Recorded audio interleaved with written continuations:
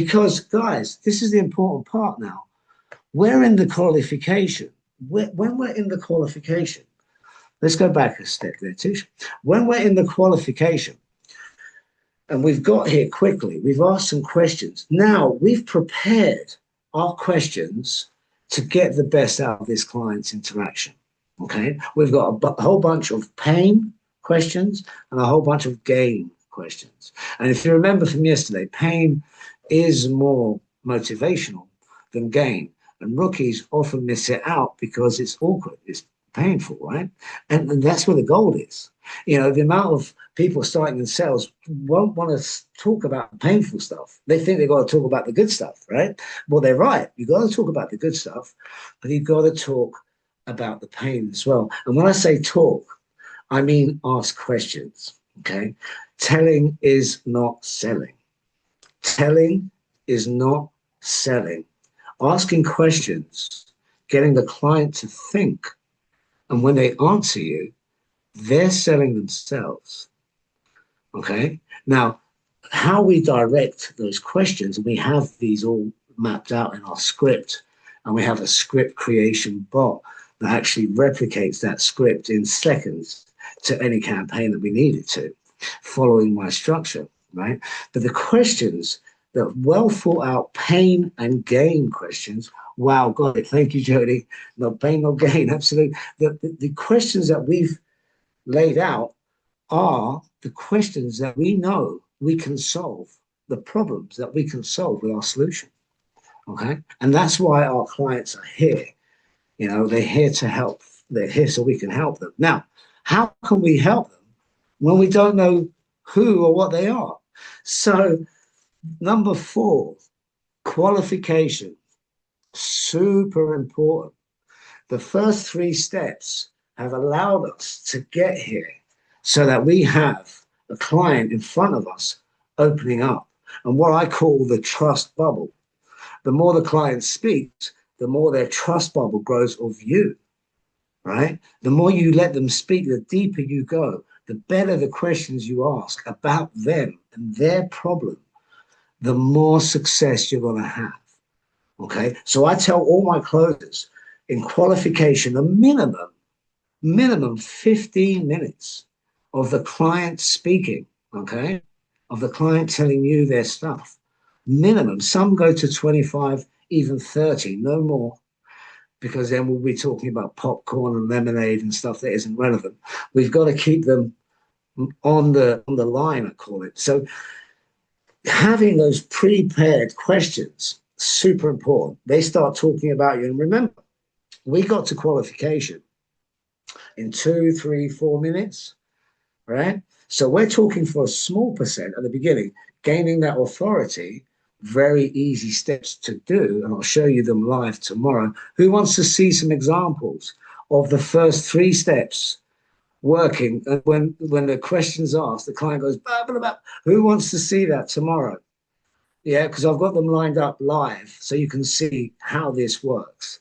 It works every time, even for people that aren't very talkative, because you've taken them through that process. You know, they'll open up. Not as much as some people. I've seen 7, 8 minutes of non-stop talking at this stage. One question, right? Because this works so well. And remember, guys, when the client is talking, their trust in you is growing. It's their time. Qualification, it's their time. We've got to be like doctors of selling. You don't go to a doctor and you say, doctor, my leg hurts. And he goes, okay, have some pills. This is what you need. Bye-bye. No, the doctor says, how's it hurting? Where did it go? How did you do it? How can you move it this way? You know, be like that. We've got to be like that. We've got to be like doctors, gathering that intelligence before we offer a solution. Does this make sense, everyone? Give me on the chat. Does this make sense? Yeah, because it's quite commonsensical when you think about it, and it's very, very effective. This has come from years of studying this stuff and finding out what works the most directly with the client. We know they have a problem. So in the qualification, we're going to unravel that problem. Now, the presenting problem is never the real problem. You've got to go deeper, right? So tell me why that's important. Tell me why. Why is that? Why is what's stopping you from achieving it? Questions like this is super important. Okay. So number 4, thank you, Stella. Common sensic. That's right. It is, right? Now, this is a strategy, it's a process. Very easy to learn, but in the qualification, you got to think about those questions that bring out the pain that your solution can solve, and bring out the gain that your solution can solve. Okay. So number 4, qualification, super important. Okay. Blocking the main objections. Okay. Now, this part is after the qualification. And we prepare elegant language patterns to ask these questions. I call them language patterns because it's from NLP, my previous studies in NLP. It's a paragraph that we create that is appropriate. For example, no time, now is not the right time. You know, Mr. Customer, after the qualification, the customer is on a bit of a high because they've been speaking for so long.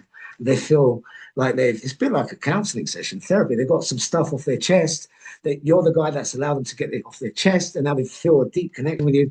And you say, well, tell me, why is now the right time? Why is now the right time for you to make a change and start with something like this? And they will tell you, well, if I don't do it now, I'll never do it.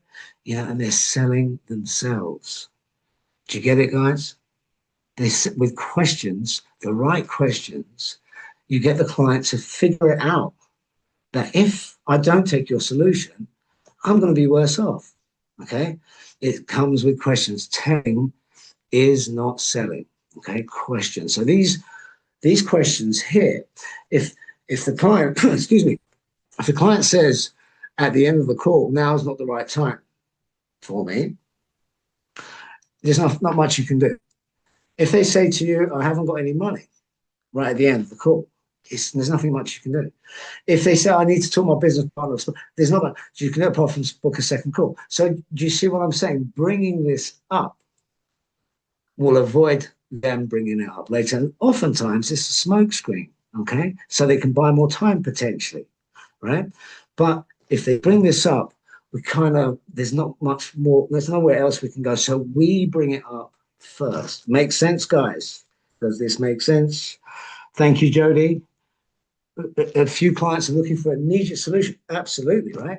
And thank you for that one. Yeah, I mean, if they are looking for a solution, they've got a problem. Otherwise, they wouldn't be on this call. Yeah, they've got some sort of something frustrating them that you can help them with. That's down to good marketing now. If you've got good marketing that bring you leads of people that have the problem that you solve, then that's, it's like the Samarco campaign. He's so good at marketing that our team are closing 1 in 5, 1 in 4, 1 in 6, because it's such a good campaign. Okay. So does this make sense, guys? Blocking the 3 main objections. Okay. Yeah, or things like I'll come back next month. Well, if they've said that they've got to do it now, Stella, good question. If I'll come back next month. If they say I've got to do it, why is now a good time? They'll start selling themselves on, if I don't do it now, I'll never do it. Best time to plant the tree is 25 years ago. Second best time is now. You hear this kind of stuff, right? And they're convincing themselves that now's a good time. So they won't say to you, invariably, they won't say to you, next month, because they've just said that now's a good time. Excuse me. There's great work by Robert Cialdini, and he studied, I don't know if you guys have heard of Dr. Robert Cialdini, anyone? Dr. Robert Cialdini, the science of persuasion. He's run a series of tests on this stuff. And when a person openly commits or says something, the consistency bias kicks in, where that person needs to feel consistent by sticking with what they said. Does this resonate with you guys? With sticking with what they said. So if they say, I think it was Stella that asked this, if they say, now is a great time, if I don't do it now, I'll never do it, there's less chance of them saying, I'll come back next month. Do you know what I mean? Yeah, the consistency bias. When somebody openly speaks it, they want to be consistent with what they say. Okay, I hope that all makes sense, guys. Number 5, blocking the three main objections. Step number 5. Okay. Remember to write this down for the quiz, guys. Quiz is coming. Number 6. Oh, my slides won't